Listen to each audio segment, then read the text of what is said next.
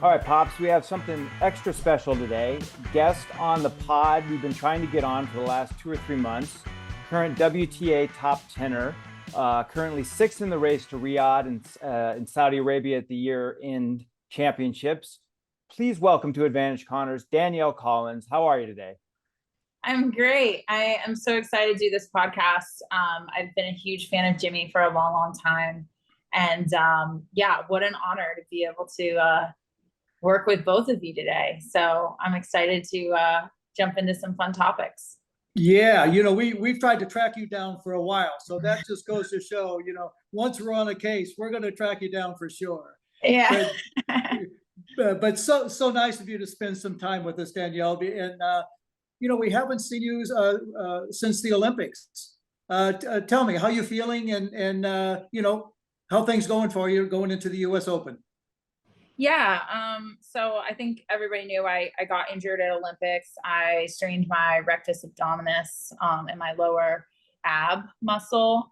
So a little bit of a tricky injury, especially since it's something that I had on a more severe level before. So I was advised to take a little bit of time off to let it fully heal before getting back into things. Because obviously with your abdomen, you're using it in everything that you do, even in day-to-day life. So really just having to shut it down for 10 days. And I got back into practice this week, been having some great hits and practices on court with Ryan Harrison. And we're getting ready to go to Monterey tomorrow. So really excited about getting back in the competition mode, because obviously I didn't want to miss these two of our bigger events of the year. It was a bit of a bummer, but injuries are a part of it. So you have to know when to shut it down. What did that mean to you to go and play the Olympics, to represent your country like that? Yeah, I mean, it's always been a goal of mine to be an Olympian and to get to have that experience. And, when I found out that I qualified for Olympics, it was so exciting. And then to go there and to be on the team with so many of the women that I've known for a very long time. I've known Des since we were about 10 years old. We used to compete at the same national 12 and under tournaments. I've known Jess since we were really young too.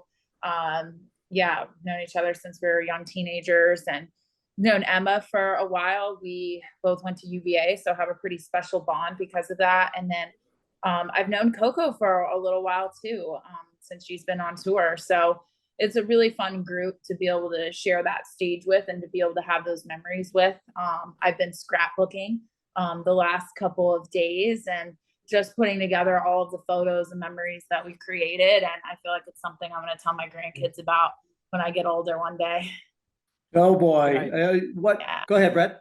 I was going to ask you, how was the cardboard bed? Did you have to sleep in the cardboard bed, or did you guys get out of there and get a hotel room? Yeah, luckily we had the option. And I did not stay in the village. I stayed at the hotel. I got to visit a couple of my teammates at the village one day, which was really a cool experience, just walking around, getting to meet all the different athletes from so many different countries and sports that, you never would have thought that you would cross paths with. So that was one of the coolest experiences that I've had as an athlete, and all of the pin trading. I got really into it.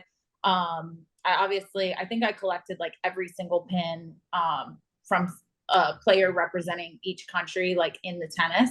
But then I also got some smaller countries too that only had a few athletes. So those pins are a little bit more, rare. And then I also had like a few of my friends working for me in the village.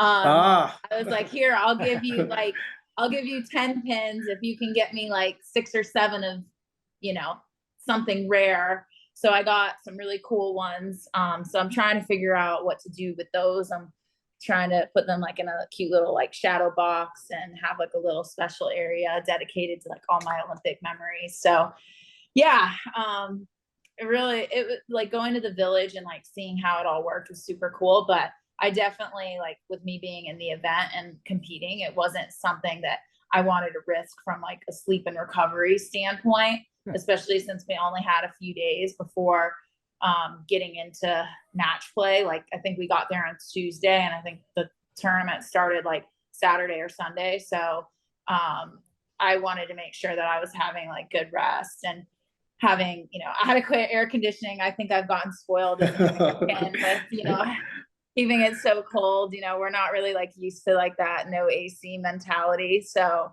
that was important. And then obviously like having good food too. And so it was, I got the hotel experience. I got the little bit of the village experience. It was really cool. Yeah, but Paris is no stranger to you. You've been there before. You know what it's like there, right? Yeah, been to Paris and competed at Roland Garros a few times. And it was weird, like competing there during the Olympics. Like obviously we know and have played there before. But if you looked around and you had never been to the tennis, you would have never known that Roland Garros was there. That's the crazy part. They did an incredible job, clearing everything out and then having all of like the branded images and like backdrops like on the court that were for the Olympics. So that was pretty cool. And like kind of wild too, like playing in like a totally different event and like one of the biggest events in like sports history. So I love playing on the clay. And for me, like I played a few years ago, like I went and played like some extra tournaments after the grass court season on the clay because I like playing on clay so much. And I did well. I won a 250 in Palermo. And then the next week I went to San Jose in California and won a hard court tournament there. So that was kind of like my thinking in it. I was like, well, I've done it before. So I don't think the transition going back to the hard courts would be that challenging. But obviously with the injury, there was a, little bit of a setback. So that was unfortunate. But other than that, really good memories. Yeah, sounds like it. Go Sorry. back. Yeah. I was going to say it's been interesting to see some of the players who did go deep at the Olympics have had a little trouble coming back to the hard court, it seems like. So what do you think? Are you looking forward to playing the U.S. Open? Or are you going to just take it one match at a time in Monterey and see how the ad feels? Yeah, no, I'm definitely looking forward to playing at the U.S. Open. Hopefully everything goes smoothly in Monterey. I mean, you never know, but fingers crossed things continue to kind of go upward and the injury doesn't come back. But yeah, I mean, I think sometimes transitioning from clay to hard can be a little challenging because you're going from a slower, slippery surface to a much harder surface. And it's a little bit like the points are different, of course. But I also think like the Olympics is a really different environment from all the other tournaments. I think you play with a lot of different emotions and feelings on the court, and you have a lot of stimulation from being around the team, interacting with other athletes. I think it's definitely more of it's a more social event than any of the other tournaments that I've played in, because you're interacting and connecting with so many people and meeting lots of new people. And so I think people sometimes that can wear on people. And then by the end of the event, you kind of need just like a mental break. I mean, and we have such a long season. I mean, the amount of matches like we're playing and the amount of tournaments that we have, I think is overwhelming to everyone. So people have to fit breaks in their schedule, whether they're injured or they're healthy and just like need a little mental refresher. I can like totally relate. So I want to take you back, if you don't mind, because I know that you were taught by your dad, and you're a product of public park courts. And I have to ask you because I can identify. That's my mom, gave me my tennis game, and I'm a public park kid myself. And tell me what that was like at the very beginning, first being taught by your dad and your upbringing.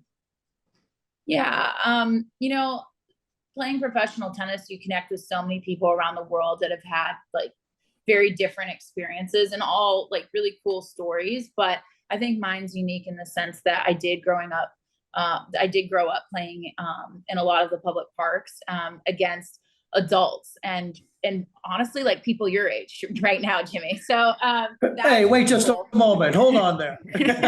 Yeah.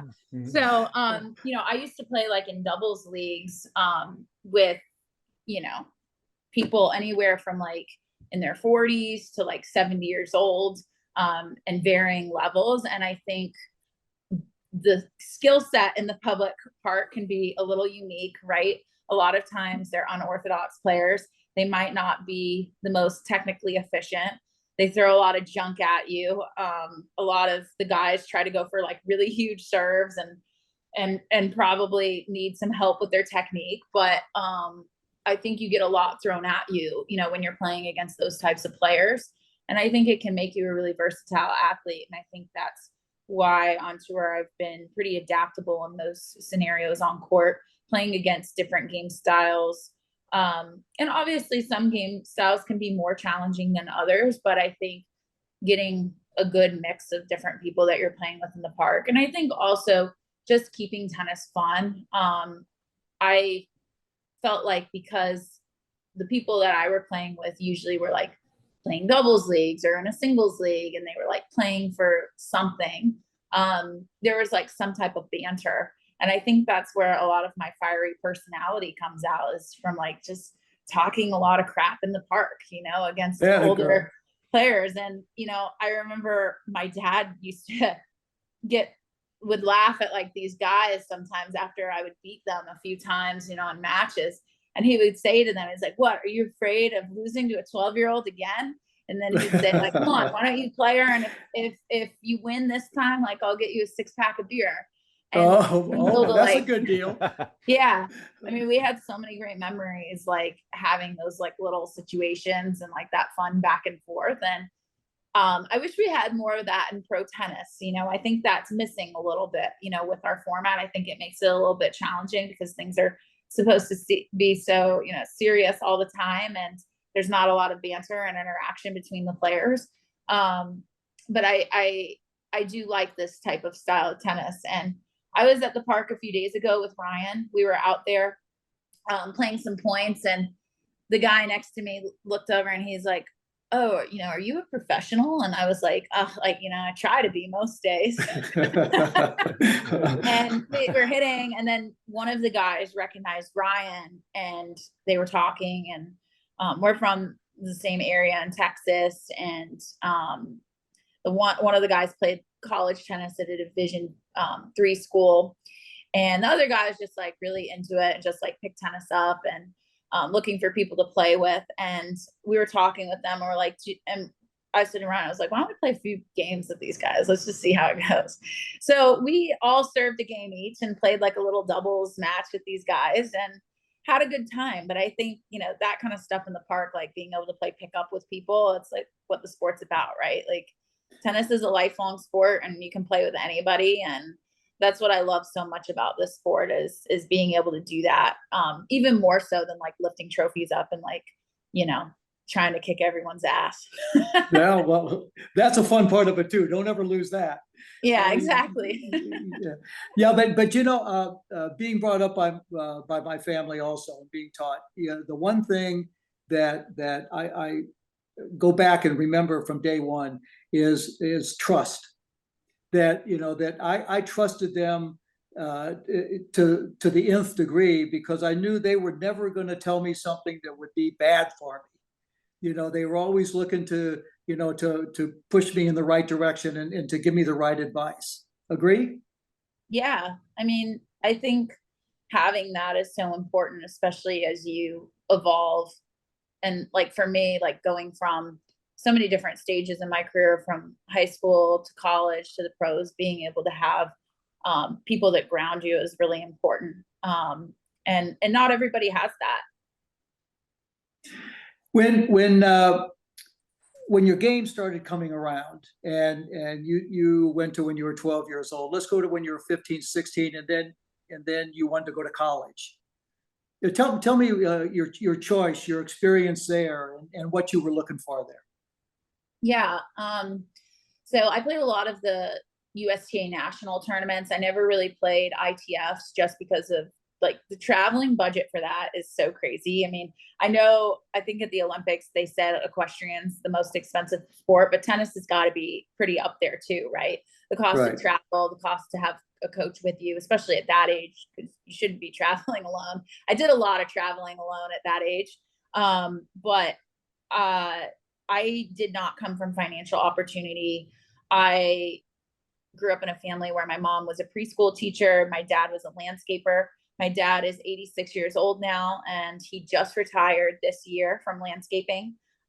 That's an incredibly Wow. tough job when you're living in Florida and the Florida heat. And so, I definitely came from humble beginnings and didn't have the financial opportunity to be able to start a professional career at an early age. But on top of that too, no one in my immediate family had been to college, and that was really important to me. I think education opens up so many doors. And when things maybe don't work out for you in one area, you can kind of lean into a different field and go in different directions when you have a good education. And that was really important to me. So I knew I wanted to go to college probably when I was about 14 or 15 years old, when I first got into high school. But I also knew that I had aspirations of being a professional tennis player. And at that time, I think now there's a lot more players who have gone the college route that have had a lot of success on tour. And so players going to college looking at it as a way to advance themselves later and to set them up for a great future playing professional tennis. But at that time, so many people were like, well, if you go to college, like, you're giving up your dream of being a pro. And I'm like, well, I don't really think at like 14, 15 years old, like, I should be making that type of decision. Or like, I don't think my parents should also be pushing me to make any type of decision like that. Because you just don't really know yourself that well, at least on from my experience. I didn't know myself well enough to be able to know if like it was going to work out for me, like as a professional. It's a hard lifestyle, and I don't think it's for everyone. And I think if I would have turned pro at that early age, I think I would have burned out, because there are a lot of challenges I don't think the general public really have any insight into. And it's a lot of pressure on these like young kids. There's a lot of people that are cut out for it and do a phenomenal job. I mean, you look at someone like Coco Gauff and her support system with her family, and I think this is like her destiny. This is, her God-given talent, and it is what she is truly meant to be doing.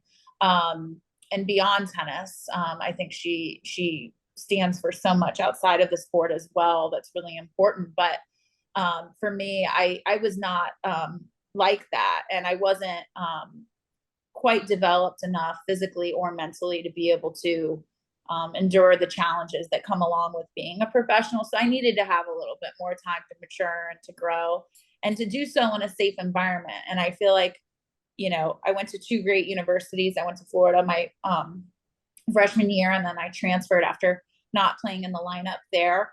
I wanted to go somewhere where I knew I could play in the team. That was really important. And I ended up having a really successful career at Virginia, where I won 2 national championships, and got to help the program reach heights that previously they hadn't done. So that was really exciting, being able to accomplish that together with all of those girls as a team. So yeah, it was the best thing for me. I certainly don't think college is for everyone, nor does it have to be that way. But I think if you're like on the fence about going, not going, it's certainly not a bad thing to try.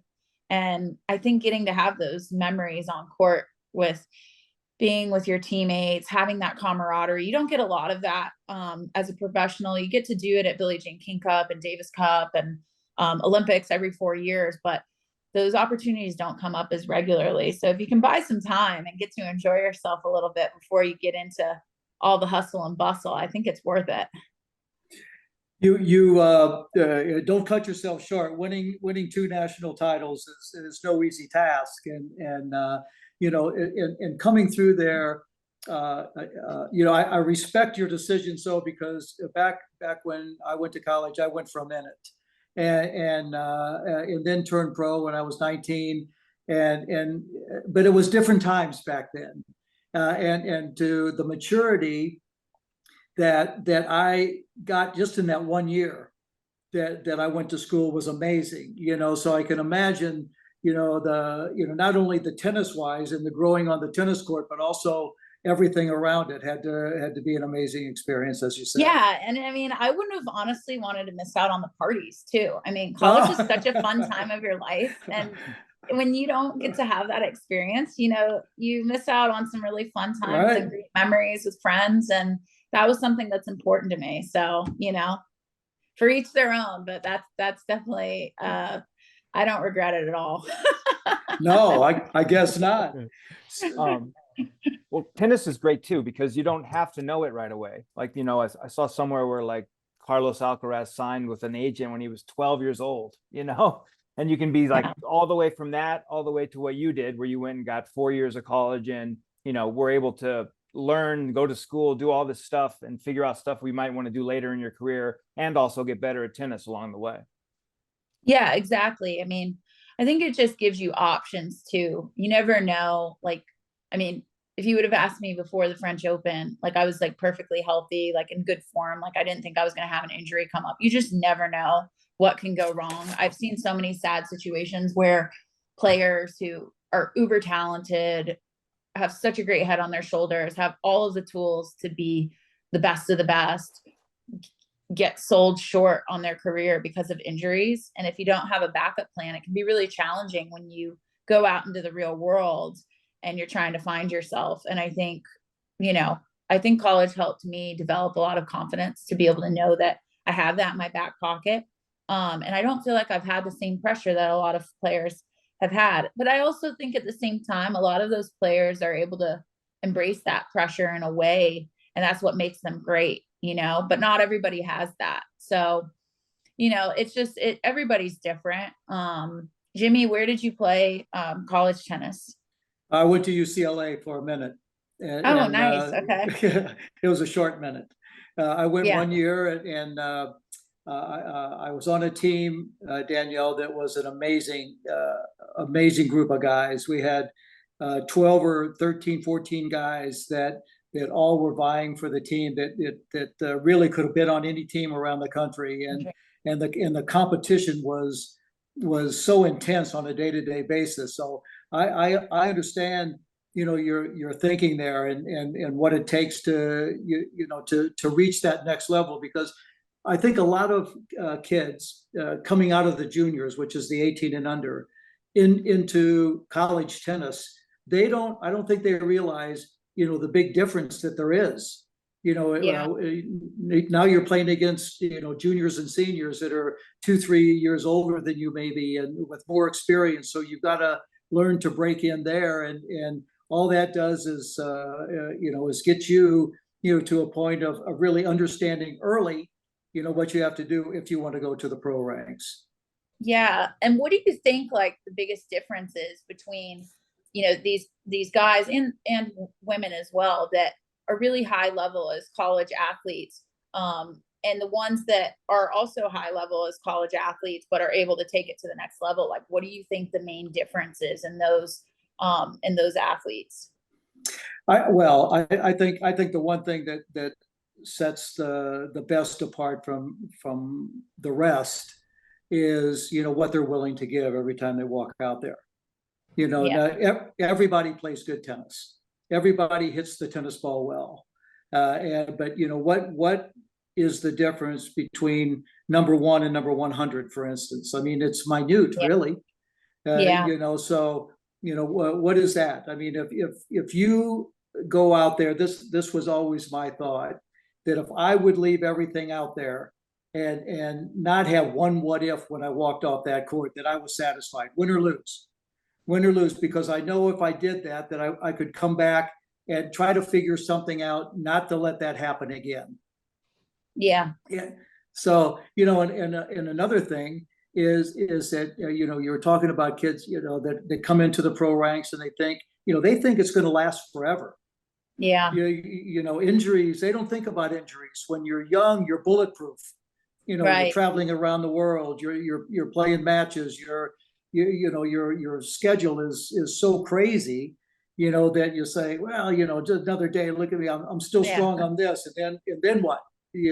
But that's a young person's attitude. But the way you've thought about the rest of your life with your schooling and everything, I don't think that that can resonate enough with a lot of these kids coming up. I think that's very smart of what you've done.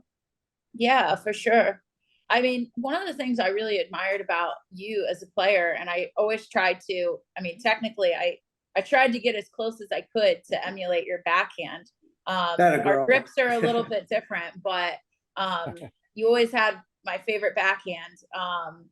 But aside from that too, like the personality on court, like where does that grittiness come from? And how do you channel that on the court? You know, like that's one of the things that resonates with me the most with you. Well, I guess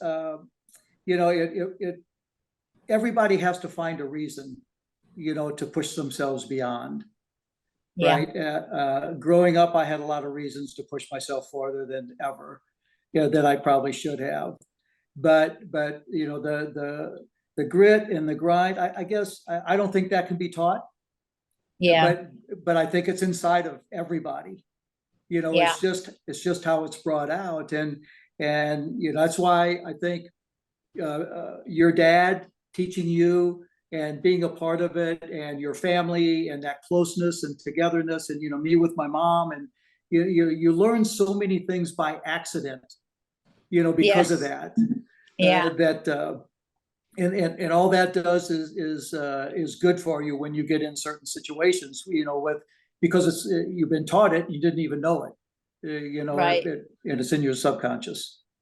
Yeah, I feel the same way. I mean, I feel like a lot of like my on-court persona, so much of it is just like really who I am. I don't really think about it. It's just I've always been kind of gritty and spunky, and it comes out in different ways, and it has to come out for me to play at the highest level and to do what I do. I have to channel that energy and really, go out and show positive emotion, lean into sometimes emotion that might be negative as well, and use that to fire me up.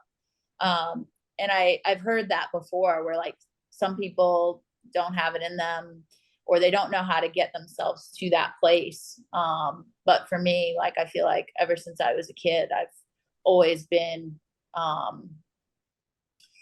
ultra competitive, but also I think the personality also helps me a bit because of how spunky I am. Is that missing today in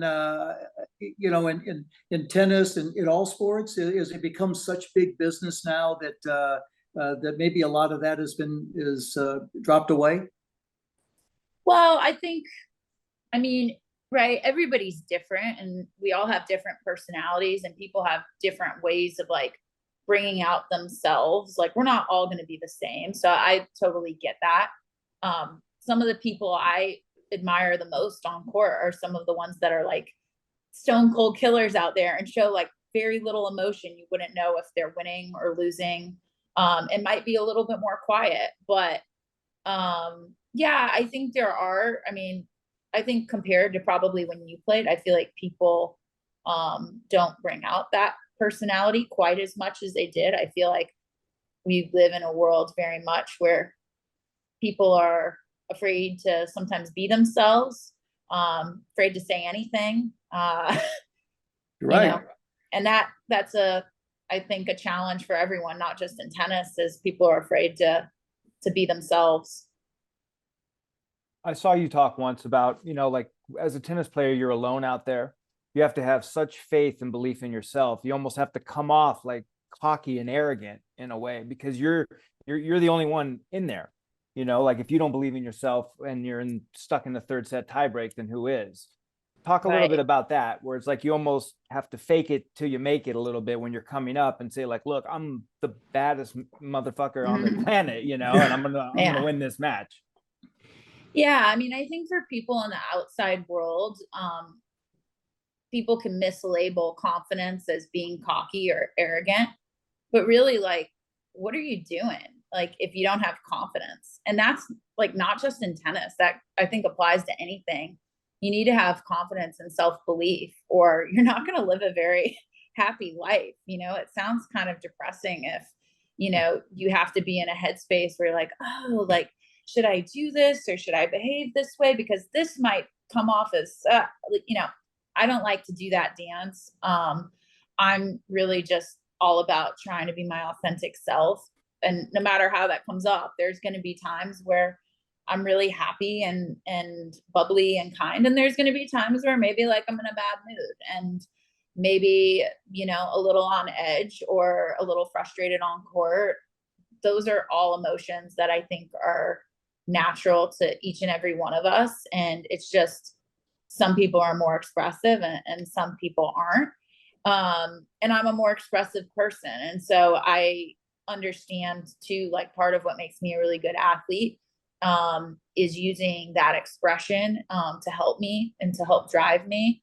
I like to make my matches like a performance. And if I went out and kind of was more like robotic and like to myself, I wouldn't be being true. I wouldn't be true to myself. I would be trying to be something that I'm not. And I don't think that's fair to me or to the people watching, because then I'm just being phony. And no. I don't, you know, my parents had no time for phoniness when I was a kid. You know, I was taught to put it all out there. If I was upset, I can be upset. If I'm happy and excited, I can be happy and excited. As long as I'm doing my job, as long as I'm not hurting other people, and as long as I'm trying my best, that's all that matters. And I think that's really helped me a lot as an adult, being this way, because I'm very focused on what I'm doing, and I don't care about what other people think. I don't care about if it comes off cocky and arrogant to some fan that hasn't played tennis, hasn't walked in my shoes, that hasn't gone through the life experiences that I have. And I very much lean into just, you know, being myself and living my life. That's all I can do. And at the end of the day, you know, I'm a competitor, and I'm out here to try to do my best on court and to win. And that grittiness and spunkiness comes out. And I think, you know, that's part of what many athletes go through. And heck, if we look at some of these football players, basketball, baseball, you know, there's some gritty personalities out there. I feel like for some reason in tennis, sometimes, you know, it's a little bit of it can be a little bit of a stuffy sport at times. You know, people a little bit on their high horse, and they're like, oh, no one should behave this way, and we all need to be put in this box. And I'm smiling over here. Yeah, yeah. So that's never really been me. I'm a little bit more outside of the box. And you know, I always just kind of laugh and eye roll at those people, because I mean, if we all like were the same, it would be so boring. It would be so boring, you know. You know, and another thing is, you know, tennis is an individual sport. You're out there on your own, and you know, there's no hiding. You know, there's no hiding. That camera is on you, and I think a lot of the people, I mean, the fans, that, you know, I love the fans, but they don't realize. I mean, they're coming into your office. You know, there are 25,000 people in your office, you know, watching you work. And I wonder, you know, if Elon Musk would, you know, allow 25,000 people to come into his office while he's working. I mean, you know, that's our job. That's what we do. But I think a lot of people lose that thought. Oh, yeah. I think one of the biggest issues is like so many people only see life through their lens, and they can't put themselves in other people's shoes. They can't empathize. They can't really understand, because they don't take the time to understand. They just react. And so they look at the situation and what's in front of them, and they make the decision of what is, and they make those judgments, and they have their perception. And oftentimes that perception is really far from reality. And while we love the fans and love the support, you know, there's always going to be people that criticize and can be judgmental and, you know, get on the keyboard and type away and do whatever they want. But, you know, you can't really, I think in today's world with social media, you can't really take any of that stuff seriously. Somebody's not going to say it to my face. I don't respect them. And if I don't respect them, it doesn't affect me. So that's what I say. And I just, you know, really what I say is fuck them. That's the girl I wanted to talk to right there. You made a decision a number of months ago that this would be your last year. And the year that you have had and are still in the middle of going into the US Open now has been amazing.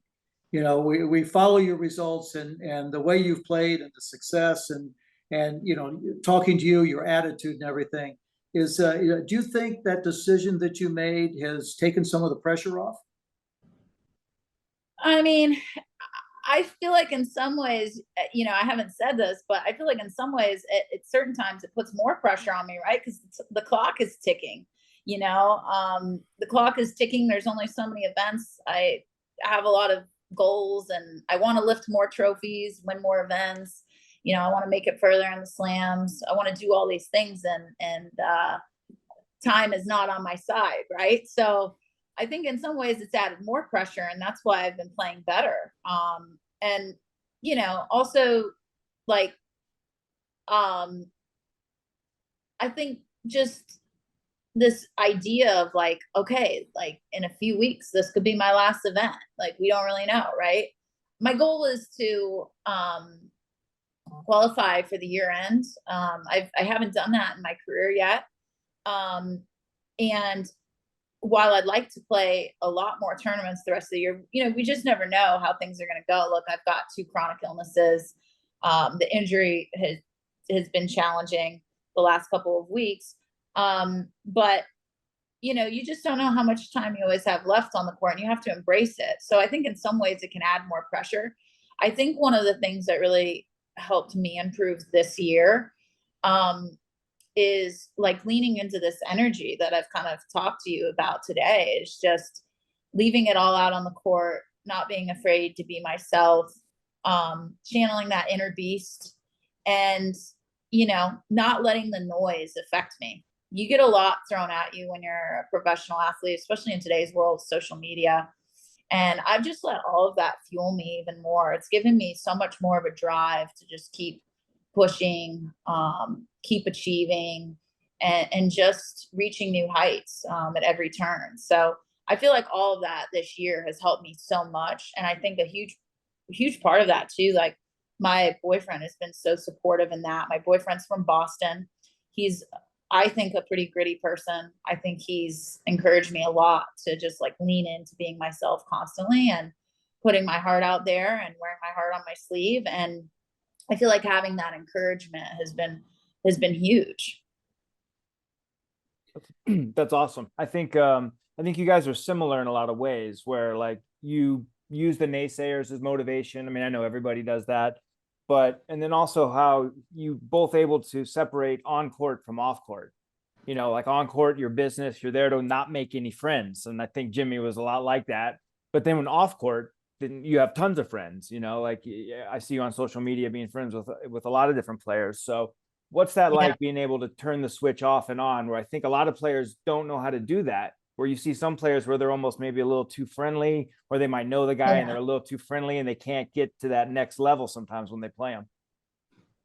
Yeah. I mean, I feel like I have a good balance of it. I think going to college from a social development standpoint really helped.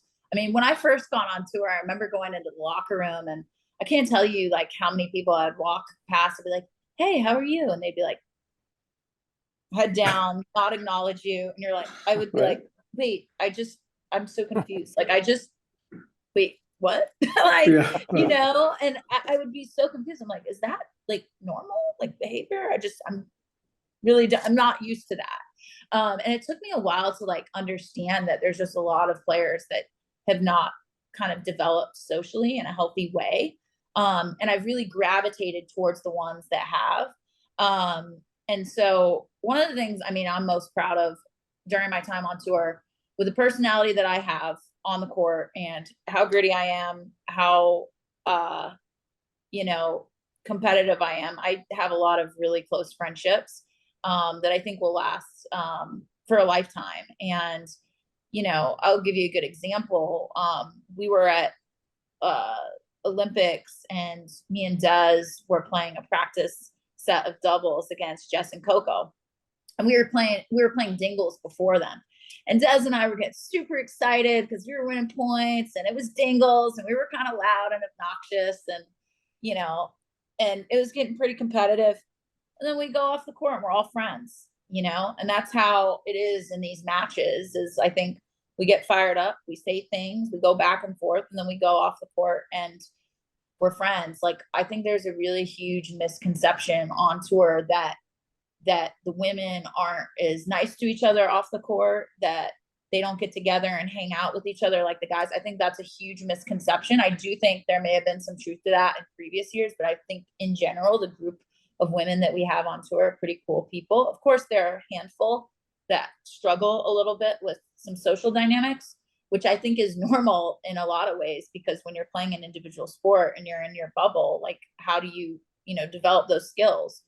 But we also have a, you know, strong group of women. And I think part of the friendships come from a place of like, we all know what we're going through. All of us can relate to each other on a very deep level, because if I go to my friends who I love and I've known for a long time and really care about me, when I talk to them about some of the challenges I face in my day-to-day in my work, they don't really get it, right? Because they haven't been in my shoes. But all of these women that I compete with on tour, they get it, they understand. And so those friendships are important, especially when you're traveling 40 weeks out of the year. You need to have people that you can lean on for support. And I have been so lucky, like, since being on tour, to develop a lot of close friendships where I go on girls trips with these women. Some of these women have like kicked my ass over and over again, and we're best friends, and we hang out and do fun stuff together and have created incredible memories. So, you know, I think it's a huge misconception on the women's side that the girls aren't friends with each other. I think a lot of us have some really close bonds that are pretty special. And I think that the women are just like really cool. I think a lot of us are able to take wins and losses or things that happen on court, little tiffs, and can kind of rebound and get over it pretty quickly. I actually feel like, from my own personal experience, I feel like the guys are a little bit more soft when it comes to that stuff. And I feel like the girls are a little bit more mature and better about, you know, being supportive of each other and not being petty. I feel like on the men's side, it's like, yeah, really interesting stuff. God, I'm like, bunch of chicks sometimes. So, you know, I think our group we have a pretty good group overall. And I don't know how it was, like, Jimmy, when you were at the tournaments. I know you probably had some really close friends on tour, but how was that when you're like, you know, friends with guys, but then going out and playing finals against them? And how did you balance all of that? Yeah, I mean, it was tough for me at the beginning. My first friend, I played my first men's tournament when I was 15, and I played Ilie Nastase in the tournament, who was 6 years older, and he was, you know, the rising star and really the name of the tour. And I remember I was still in high school, and I flew. He beat me, and I was sitting in the locker room. My head was down. You know, I had to go back to school, and you know, which was devastating to me. And he goes up and it puts his hand on my shoulder, and he kind of points back and forth. He says, "We go." He didn't speak English at the time, not so well, and I didn't speak any of the 6 or 7 languages that he did either. But we became friends right there. We went out and had a bite to eat, and we became very, very, very close friends. I mean, he really took me under his wing when I first came out, and that was hard for me because he beat me, I think, 10 times in a row. And when I was pretty good, and you know, and finally, my mom took me aside after he beat me, I think the 9th or 10th time, and said, he says, "You guys are good friends, right?" And I said, "Yeah, we are good friends." She said, "If you don't beat him, he's not going to want you as a friend anymore." And that hit me right between the eyes. I said, "You know, you're right. You know, that's the and after that, You gotta level up." Yeah, stack up or go, you know, do something else. And since then, I mean, even today, you know, we're still good friends. But that was a tough adjustment for me. Very difficult. Yeah. I think it can be hard playing friends sometimes, but I feel like all of the friends that I have on tour are very understanding, in the sense of like, okay, we go out, we play, and then we leave it all out on the court, and that's it. Um, you know, I don't, I feel like I don't have to think about it too much, because I do feel like these friendships are so genuine that a lot of, yeah, just don't have to put too much thought into it, just because I feel like, okay, we'll be okay. Do on the men's side, I mean, if you look at a lot of the top guys, but a lot of the guys now, they travel with such an entourage. Yeah, Yeah, the it's, guys do. The guys yeah. do. Well, The women that's my aren't as high question. maintenance, you know?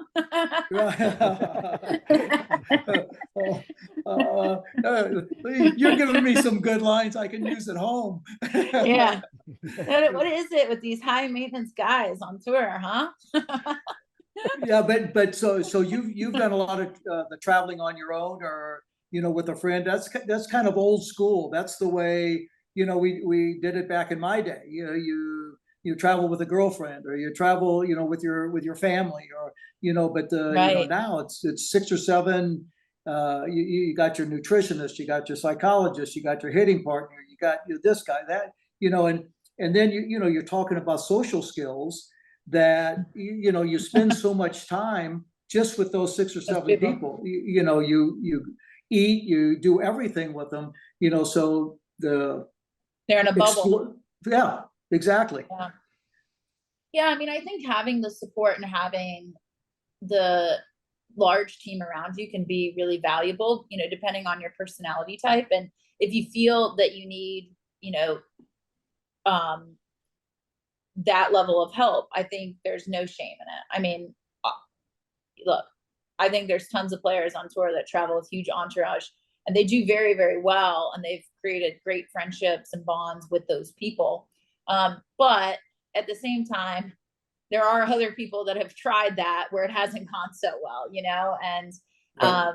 they don't really talk so much about the unsuccessful stories, that go on with some of these teams. And it's hard to find people that you can trust, that can travel with you 40 weeks out of the year, that you feel super comfortable with, that you can spend that much time with. Because to be quite honest, I think it would be unhealthy to travel 40 weeks with anybody and spend every living second of the day where the world revolves around you. It's a super unhealthy dynamic. I personally feel guilty in those situations and try to make it about everybody else but me. And that just hasn't worked well for me. I feel like I'm the one bending over backwards a lot of times to kind of cater to people, to make sure that I'm not, stressing them out. I'm trying to take care of like all the stuff, because I like doing the hotels, and I like booking the cars, and I like getting rackets strong. I'm very self-sufficient, and I don't like to put my tasks on anyone else.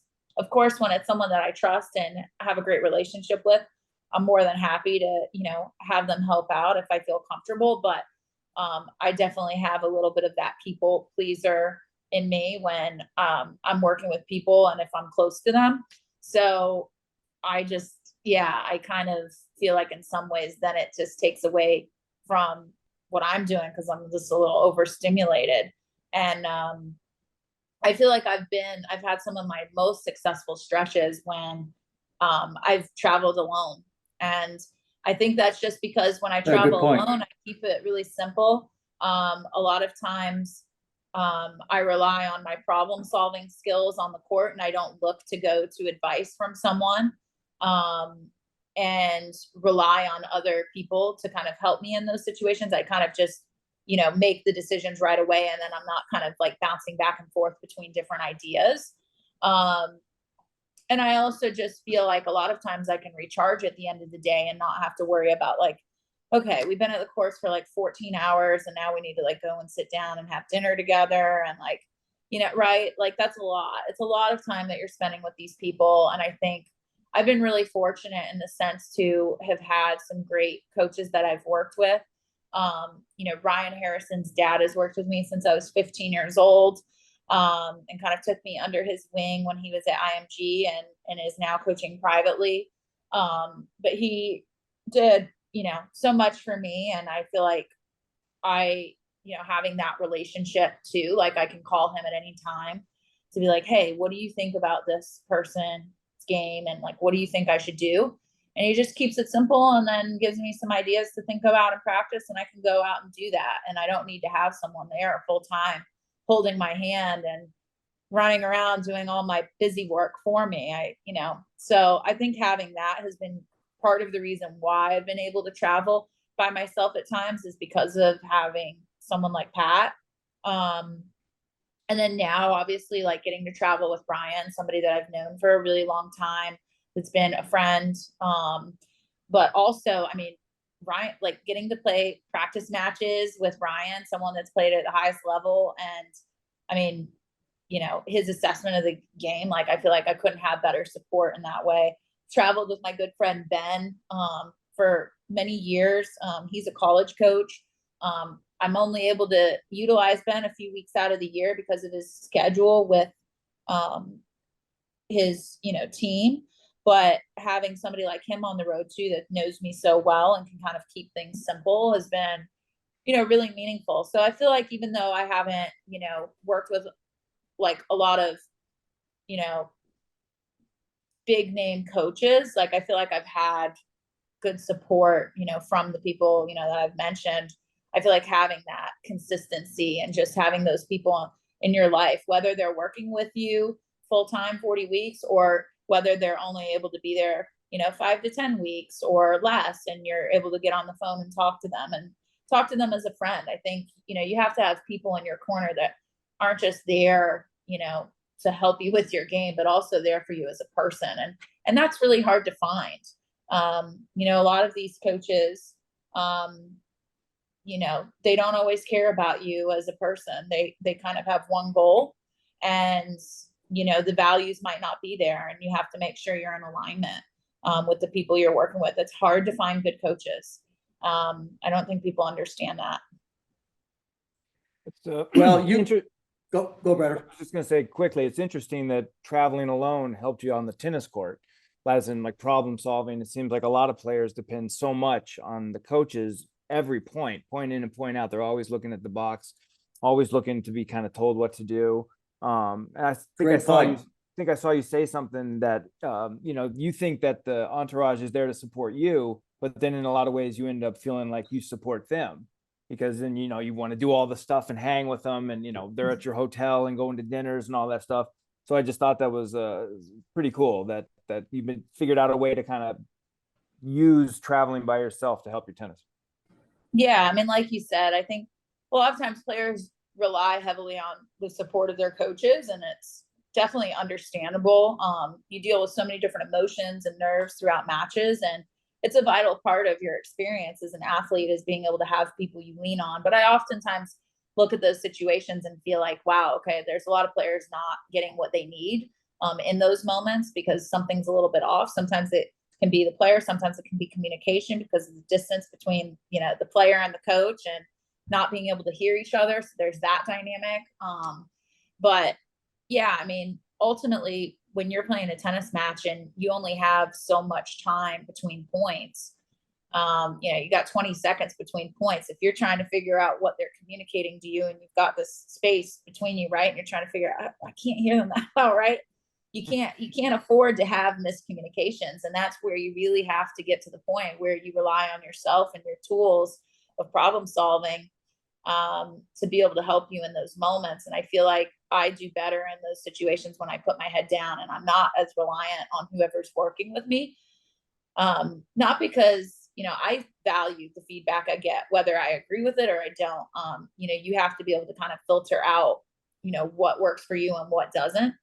But when you're in a match, it's a little bit harder because you only have so much time to be able to decide, and you have to make that decision very quickly. So that's why they call tennis an individual sport, though, right? Right. I mean, you should do all your learning and practicing and discussing and everything before you get out on the court. Once you get out there, it's all you. Yeah. And now, Jimmy, how was it? I know you were a coach for quite a few years on tour. Like, what was your experience like going from being a player to then like coaching and helping these players evolve? Like, pretty cool. Yeah, I mean, it was very cool when I worked with Andy Roddick. And traveling with him and yeah, you know, he had already won a Grand Slam, Danielle, and you know, so the change that it was going to be made to a former Grand Slam champion, you know, was minute. And it was interesting, you know, finding that just that little bit that would, you know, try to help him get to a next level.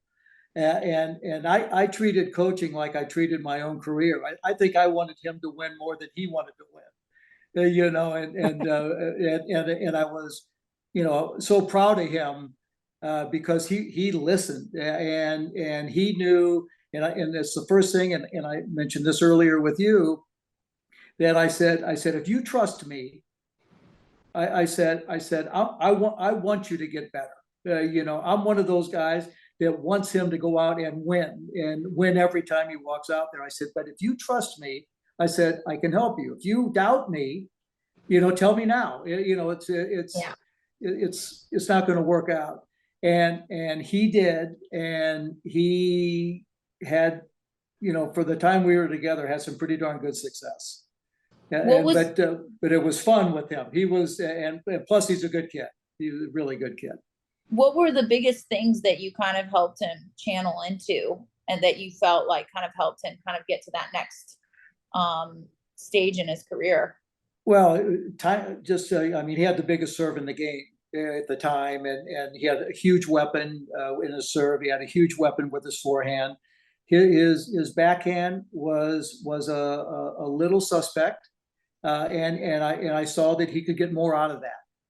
And trying to, you know, to get him to, instead of so much risk, to get him to extend and to get more of his body behind it, and, you know, and be able to get through the ball a little more, and which gave him more power, but also more control too. So, I mean, it was a minute change, but the work that he did on it, and every time, you know, and I, you know, I'd stand behind him and I'd say, no, no, yes, you know, and just to get the feel. It's, you know, once you get the feel, you know, and it gets ingrained in you, then it becomes natural. And after a while, it became pretty natural for him.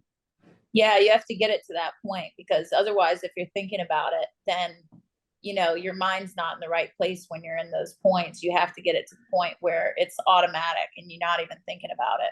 Think less is right. Yeah, You yeah, know, exactly. I always thought I was the dumbest player out there. You know, because I never thought about anything. That was my happy place when I was out there. I said, that's why, you know, playing a 5-hour match, I love that, because, you know, then everything off the court kind of took a back seat. And I could deal with those pressures once I got off. But it was a good place for me. I loved it. Yeah. Well, that makes sense, because I mean, I feel like a lot of those matches I watch you play, I mean, those winners that you're hitting all over the court, it's pretty crazy. You've been so kind to spend this time with us. I have one more question, and then Brett, you come in. Okay. What do you like to do away from tennis? Oh, I like to do a lot of different things. One of my favorite things to do is cook for my family and friends. I love cooking. I love getting people together. I love spending time with my dog, Quincy, Mr. Q. Oh boy. A lot of people know Mr. Q because of his debut at the Miami Open as the MVP. And in Charleston, he kind of stole the show on camera after I won the tournament. Love spending time with him. He gets home cooked meals. I make him salmon, sweet potatoes, chicken, peas, all sorts of things. He is a very spoiled gentleman. Yeah, Is he a doodle? Is he a doodle? Yeah, he's a Okay, poodle good. mix. And Nice. yeah, wonderful guy. So I never get sick of spending time with him. I get a ton of separation anxiety being away from him. So that's really hard on the road. And I think it'll be nice when my career is over to be able to be with them all the time. I love being out on the water. I love surfing. I love boating, fishing, you know, going out on the wave runners, like anything that has to do with water. I love being the water. I feel like in my next life, I'm going to come back and be a professional surfer. That doesn't sound bad. Yeah, it'd be pretty sick. So I would love to do that. What else do I like to do? I like to run. I like to go to Pilates class, yoga. I'm pretty much down for anything. I'm getting into golf. I'm terrible at golf. I don't Well, know there how you you guys go. are at golf. We like that. Yeah, you guys play regularly. Yeah, we play a lot. Yeah, I think once my career wraps up, we'll be playing a lot more. Right now we haven't been playing a lot because I mean, too, like when we're home, especially in the summer, it's so hot out, and then you're baking in the sun for hours on the tennis court. The last thing you want to do is go out and be in the sun more, playing golf. So I feel like once I'm done, it will be playing a little bit more than we are now. It's a good But yeah, replacement. It's a great replacement for tennis. yeah. What's your golf game like? Well, yeah, I don't hit it far, but I hit it straight. You Okay. know, so He's a sandbagger. Don't listen to him. He's a See, sandbagger. I can hit it far, but I don't hit it straight all the time. And halfway through the course, like I'm not great, but I mean, I'm good on the driver, which they say is more difficult than using the other clubs. I'm good on the driver. When I start on the shorter shots, it's awful. So I need some help, but yeah, I just really love like being outside, doing things, staying active, and anything that has to do with the water. I love. I feel like I'll be going down to the Keys every summer for lobster fishing and all of that when I'm done playing. So that'll be pretty cool. you've got a Nice. full life ahead of you. Yeah. Have to play All some All right, golf. Jimmy, I've got one question for you. Okay. Do you have any tips for me in my game? Well, just listening to you right here, I mean, you've got the things down, and you understand what it takes. I mean, you've proven that, over your career here, especially, starting with winning the NCAAs and then making your transition into the pro ranks. You have gone about your game and in your career in a way that even those that have done it, like me, look at it in amazement. And I say that with the utmost respect, because when I talked to Brett, I said, I mean, there's not many people, that I want to come on my podcast. I like talking to my son, and talking about tennis and talking about life and talking about things. I said, but I would love to have you on and for you to come on and spend some time. The only thing that I would say to you is, and you've done it, just get the most out of it, like you are. Because, and as I said before, a lot of people think that it never ends, but when it's over, it's over. And that thrill of walking out in front of 25,000 people and playing in front of hundreds of millions or more on television and everything, that's gone. Yeah. And the other thing is, and I hate to say it like this because, a lot of people think that I'm angry or whatever, but I'm not. I'm honest. That once you can't sell out a stadium, next. Yeah, next chapter. Yeah. No, the next person, the next player, the next youngster, whatever, so just continue. I mean, whether this year's your last year, you play another 10 years, whatever. I want you to know that I've loved watching you play and your results and the way you act and your personality and just like you are now, your smile and all that I understand how much you love what you do and you appreciate it. And I mean, you asked me for what I do, nothing. Oh, thank you, Jimmy. Nothing. Thank you. Well, I think it helped, growing up watching the footage of your backhand. My dad tried to get it in my head, as much as I could. Just line those up, backhands up, and just go for it. That girl. Hey, every time I hit that backhand, sometimes when things are going wrong, I'm like, just like Jimmy Connors, just drive through it. Well, you've got the That's same awesome. attitude, so you'll keep Yeah, that we've got a similar attitude. I like it. I like it. Any advice for me, Brett? Just like what he was saying, leave everything out there. I mean, you know, Yeah. it's your last 6 months or 5 months or whatever. Just, you know, no regrets. Go out there and give it your all like you always do, and talk some shit along the way, because I like watching you when you do that. That's kind of my favorite thing, to be honest. Yeah, we got to keep it real for everybody out there. You know, For sure. can't get too boring. Yeah, and you're right. All the other sports, it's like normal. Like you don't even think about it twice if you hear guys going at it in basketball or football or whatever. But for some reason, tennis gets, you know, that softer kind of, that country club kind of sport. But yeah, Yeah, people get a little bit too stuffy sometimes, you know. definitely. Not good for anyone. Not Definitely. good for anyone.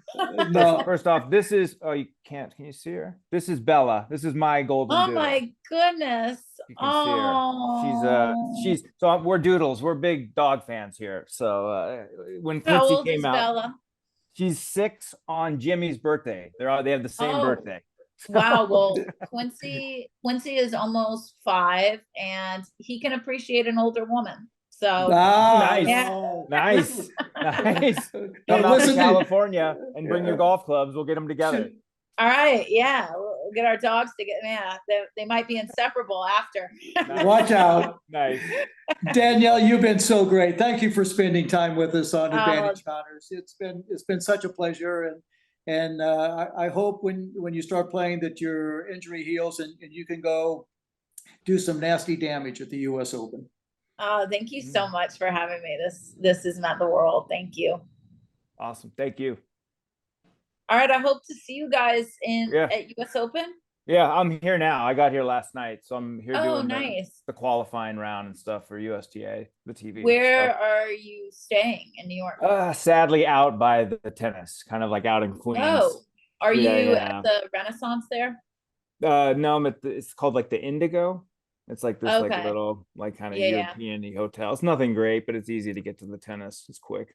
Yeah, I did that last year. I stayed out in Queens once the tournament started, and it was great because then like you didn't have to deal with any of the traffic. Right. But the rooms are No, they're not that great. they were all right. So we're doing Yeah. we're gonna stay in the city this year, but sometimes the traffic going in can be a nightmare. I mean, you have to Jimmy, are you going to the US Open? I don't know if I'm going to make it or not. I haven't been for a number of years, and yeah, if I come back, I'd probably come back the last 4 or 5 or 6 days and hang for a bit. But right now I've got I think I have a golf trip coming up, so I might have to Really? weigh the weight on that. So Where are you going for your golf trip? well, I just was talking to my buddies yesterday. They're going back in the Pittsburgh area, around Pittsburgh, and they got some pretty good golf back there. So I'm thinking that I may try to grab my boy and meet him there. And Oh, that's fantastic. Tell him to Get go, it there. Tell him to come, Danielle. It's 50 years since he won his Yeah. first US Open. It's like the Yeah, come on, anniversary of Jimmy. it. Yeah, Jimmy, you got to come out to US Open. I haven't gotten to meet you in person yet, so let's make it happen. Yeah. Well, you know what? With that, how can I not take up that invitation? I'm going to do it for sure. I'll We'll be back and have- see you there. All right, I would love that. If you want to come out to one of my matches or something, that'd be so cool. Oh Be a my pleasure. goodness. It'd be Yeah. a pleasure. Yeah. Oh, Good luck. Good luck Nice in being- Monterey. Nice being Yeah. with you. Thank you for joining us. We'll be watching. enjoy your golf trip. Yeah. I will. Thank you. Thanks. Good luck in Monterey. I'll text you when you get to New York. Maybe I can come by and say hi. Yeah, that'd be awesome, Brett. Thank you so much for getting this set up, and hopefully you can make it out to one of the matches too. And Yeah, that'd be great. yeah, we can meet when we're out there. Okay. Good luck in Monterey and travel safe. Okay, thanks See for you later. everything. Bye, you Bye-bye. guys. Bye.